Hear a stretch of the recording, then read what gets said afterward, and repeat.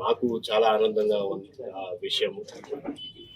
గత రెండు నెలల నుంచి సుమారు ఈ కొత్తగా ఒక ఓఎన్జీసీలోని ఈ ఫైర్ అండ్ సేఫ్టీలోని ఒక న్యూ టెండర్ రావడం జరిగింది, న్యూ వెండర్ రావడం జరిగింది. ఆ వెండర్ వచ్చిన తర్వాత ఆయన కొత్త క్లాజ్ ఏర్పాటు చేయడం జరిగింది. అది కంపెనీ పాలసీ ప్రకారం ఉన్న వాళ్ళందరినీ కూడా ఫర్దర్ ట్రైనింగ్ మాడ్యూల్ కింద ఇతరు వాళ్ళు ఇంకెక్కడెక్కడ పనిచేస్తారో ఆ లొకేషన్స్కి వెళ్ళి వాళ్ళు ట్రైనింగ్ తీసుకుని అప్పుడు వాళ్ళు తిరిగి వెనక్కి వస్తే అప్పుడు ఇక్కడ వాళ్ళ శాలరీ పెంచుతామని చెప్పి ఈ కొత్త క్లాజ్ ఏర్పాటు చేయడం జరిగింది. దీనివల్ల ఇక్కడ ఉన్న వాళ్ళందరికీ కూడా, ఇక్కడ బిఆర్ అంబేద్కర్ కోనసీమ జిల్లాలో ఉన్న వాళ్ళ ఫైనాన్స్ ఎంప్లాయీస్ అందరూ కూడా మమ్మల్ని ఈ ప్రాంతం నుంచి దూర ప్రాంతానికి పంపిస్తున్నారు సార్. కానీ దీనికి ఎటువంటి మాకు ఒక ఈ విషయం గురించి ఎటువంటి మా దగ్గర ఒక క్లారిటీ లేకుండా పోయింది. మీరు బయటికి వెళ్ళాలనే విషయం చెప్తున్నారు తప్పించి అక్కడ ఎన్ని నెలలు చేయాలో లేకపోతే అక్కడ ఏ విధంగా చేయాలనేది క్లాస్ మీద వాళ్ళందరూ అనేక సందర్భాల్లోని నా దగ్గరికి, అలాగే మా ఈ మల్లవరం ప్లాంట్ దగ్గర, సో అక్కడ మన స్థానిక ఎమ్మెల్యే గారు డాక్టర్ సుబ్బరాజ్ గారు, బుచ్చిబాబు గారి దగ్గర కూడా రావడం జరిగింది. ఈ విషయాన్ని మనం తప్పనిసరిగా దీనికో పరిష్కారం మనం చూపించాలనే ఉద్దేశంతో మేము అనేక సందర్భాల్లోని మన ఈడీ గారిని కలవడం జరిగింది. కలిసినప్పుడు ఆయన కూడా అన్నారు ఈ క్లాజ్ విషయంలోని, ఆయనతో కూడా ఓపికతో మేమందరూ కూడా ఎక్స్ప్లెయిన్ చేస్తూ, లేదు సార్ దీనివల్ల చాలా ఇబ్బంది కలుగుతుంది, మనం వీళ్ళని వెళ్ళనివ్వకుండా ఇక్కడే ఉంచి వీళ్ళు శాలరీ పెంచే విధంగా మనం ప్రయత్నం చేయాలని చెప్పి కూడా, అదేవిధంగా నాతో పాటు నేను బుచ్చిబాబు గారు ఇద్దరు కలిసి ఈడీ గారు కలిసి మాట్లాడిన తర్వాత మన యూనియన్ ప్రెసిడెంట్ గా మన సురేష్ కుమార్ గారికి కూడా ఆయనతో కూడా సంప్రదించి ఇది మనం ఎట్టి పరిస్థితిలో దీన్ని మనం ముందుకు వెళ్ళనివ్వకూడదు, కానీ కావాలంటే కూడా మనం సెంట్రల్లోని కూడా మనం మాట్లాడదాం, 100% మినిస్టర్ లెవెల్ కూడా తీసుకెళ్దాం. ఎందుకంటే వీళ్ళందరూ భవిష్యత్తు, ఎందుకంటే ఇన్ని సంవత్సరాల నుంచి సుమారు మేము కూడా చూసాం, అందరూ ఉన్న లిస్ట్ లో చూస్తే 25 మందిలో 15 సంవత్సరాల నుంచి కూడా పనిచేస్తున్న వాళ్ళు ఉన్నారు. వాళ్ళందరినీ కూడా ఇప్పుడు మార్చడం అనేది, వాళ్ళ పిల్లలు భవిష్యత్తు అందరూ పిల్లలతో ఉన్న వాళ్ళందరినీ ఇక్కడి నుంచి మళ్ళీ తెలంగాణ అన్నారు, కొంతమంది ఢిల్లీ అన్నారు, అనేక ప్రదేశాలు చెప్పారు. ఇవన్నీ వెళ్ళే పరిస్థితి కాదు. దీన్ని ఎట్టి పరిస్థితుల్లో మనం ఆపాలని చెప్పి అనేక సందర్భాల్లోని వాళ్ళందరితో సంప్రదిస్తూ ఈ రోజున ఒక మంచి వార్త, అంటే ఒక వారం 2 వారాల ముందు నుంచి ఇది విషయం మళ్ళీ వాళ్ళు క్లాస్ మార్చడం జరిగింది. క్లాస్ కూడా మార్చి వీళ్ళ శాలరీ కూడా పెంచిన బాధ్యత కూడా తీసుకున్నారు. దానికి కూడా నేను ఈడీ అసెట్ మేనేజర్కి కూడా, వాళ్ళకి ఓఎన్జీసీ యజమానికి కూడా వాళ్ళకి ప్రత్యేక ధన్యవాదాలు చెప్తున్నాను. ఎందుకంటే అందరూ కలిసికట్టుగా పనిచేస్తాం. ఈ రోజు మనకి మన ప్రాంతంలో ఉన్న మన ప్రజలందరినీ మనం కాపాడుకునే బాధ్యత నా పైన చెప్పారు. దాన్ని మనందరూ పూర్తి చేశామని చెప్పి కూడా ఈ సందర్భంగా తెలియజేసుకున్నాం.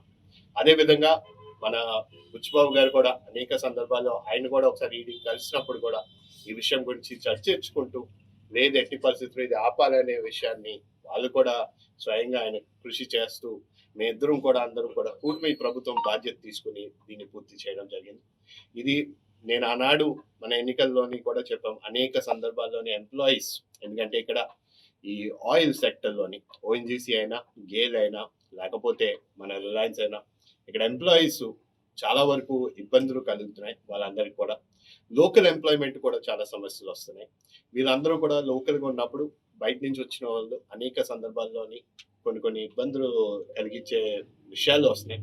వీటన్నిటిని కూడా వాళ్ళు మా దృష్టికి తీసుకొచ్చినప్పుడు వాటి గురించి మేము కూడా కేంద్రం నుంచి కూడా అనేక సందర్భాలు మాట్లాడుతూ, అలాగే ఇక్కడ చాలా వరకు మీరు గతంలో చూశారు, ఉప్పుడిలోని అప్పుడు ఆనాడు గత ప్రభుత్వం హయాంలోని ఆనాడు ఒక గ్యాస్ లీక్ అయ్యి, మరి జనరల్ సెక్రటరీ గారు మన పార్లమెంట్ సభ్యులు హరీష్ బాలేవ్ గారి దగ్గరికి వెళ్ళి విషయాన్ని ఆయనకి వివరించి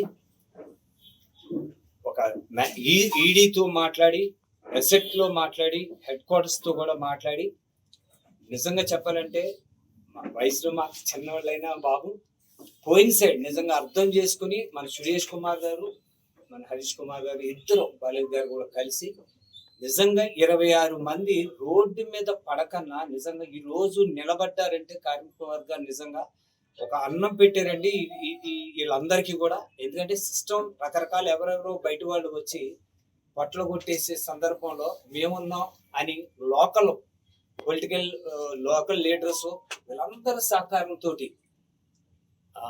చాలా చాలా చూడడం దగ్గర ఇదే అయినా సరే హార్ట్ఫుల్ గా నిజంగా ఈ కార్యక్రమం చేయడానికి వచ్చారు.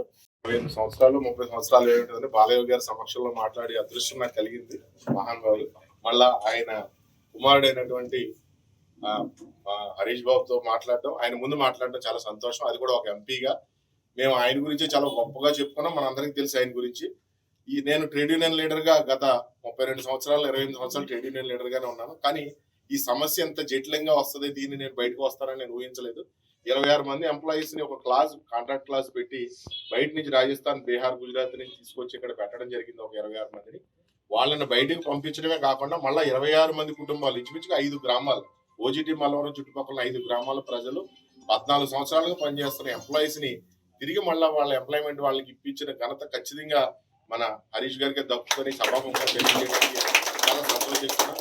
మొట్టమొదటిగా మేనేజ్మెంట్ అయ్యో కబుర్లు చెప్పడం జరిగింది. కానీ మళ్ళీ ఎంప్లాయీస్ సైడ్ నుంచి అయిన తర్వాత ఒకటే చెప్పారు, ఏదైనా కూడా సురేష్ మీరు ఈ విషయంలో మాత్రం ఎలాంటి సహకారం కావాలని అవసరమైతే చైర్మన్ దగ్గరకు వచ్చి నేను మాట్లాడతాను. ఎట్టి పరిస్థితుల్లో వాళ్ళందరినీ మళ్ళీ రీఎంప్లాయ్మెంట్ చేయాలని ఆయన చెప్పిన మాటని ఆయన పేరును ఉపయోగించి పూర్తిగా మేనేజ్మెంట్ ని లొంగ తీసుకుని అదేవిధంగా ఈడీలు ఇద్దరిని కూడా ఆయన చాలా ఓర్పుగా చాలా సహనంతో వాళ్ళతో మాట్లాడి ఒక కాంట్రాక్ట్ క్లాజ్ ని మళ్ళీ చేస్తూ, ఇంకా గొప్ప విషయం ఏంటంటే నెలలాళ్ళు కూర్చోబెట్టి వాళ్ళకి జీతం ఇప్పించారు. నెలలాళ్ళు ఇంట్లో ఉండి నెలలాళ్ళు వాళ్ళకి జీతం ఇస్తూ వాళ్ళ కంపెనీలో ఎంప్లాయ్మెంట్ చేస్తూ మళ్ళా వాళ్ళని రీఎంప్లాయ్మెంట్ చేయడం నాకు తెలిసి ఓఎన్జీసీ చరిత్రలో ఎప్పుడు జరగలేదు. అది ఖచ్చితంగా వారి తండ్రి గారికే సాధ్యం. తర్వాత మళ్ళా మా తండ్రి గారు వారి కోరికల మేరకు నేను చేస్తున్నానని చెప్పి మళ్ళీ మీరు నిరూపించారు బాబు. ఇది నిజంగా కూడా అంటే ఇంతమంది ముందు చెప్పడం సమంజసం అని చెప్పి నేను ఇవాళ తెలియజేస్తా ఉన్నాను. నిజంగా వీళ్ళ కుటుంబాల్లో వీళ్ళందరి పరిస్థితి ఏంటంటే మేము ఏమైపోవాలి, 2 సంవత్సరాలు వయసు చూస్తే 40 ఏళ్ళు దాటిందనే సందర్భంలో వాళ్ళు మీ దగ్గరికి రావడం, మీరు దాన్ని సానుకూలంగా స్పందించి ఈ రోజు ఈ ఉన్నత స్థితిలో వాళ్ళు నిలబెట్టినందుకు అదే 17,000 16,000 జీతం 29,000 జీతం చేసి మళ్ళీ జీతం కూడా తక్కువ కాదు, ఉన్నదానికి డబల్ చేస్తూ వాళ్ళని మళ్ళీ ఈ స్థితికి తీసుకురావడం అనేది అది మీకే దక్కిందని తెలియజేస్తూ ఈ అవకాశం కల్పించిన సోదరులందరికీ పేరు పేరున ప్రత్యేకంగా ధన్యవాదాలు. తెలుగులో న్యూస్ కి ఫాస్టెస్ట్ యాప్ ఇప్పుడు టోటలీ న్యూ అవతార్లో జస్ట్ 5 seconds లో కంప్లీట్ న్యూస్. సోషల్ మీడియాలో ట్రెండ్స్ కి one stop solution. Live TV app voice search option తో ఇప్పుడే డౌన్లోడ్ చేయండి లేదా అప్డేట్ అయిపోండి. యాప్ లింక్ డిస్క్రిప్షన్ లో ఉంది.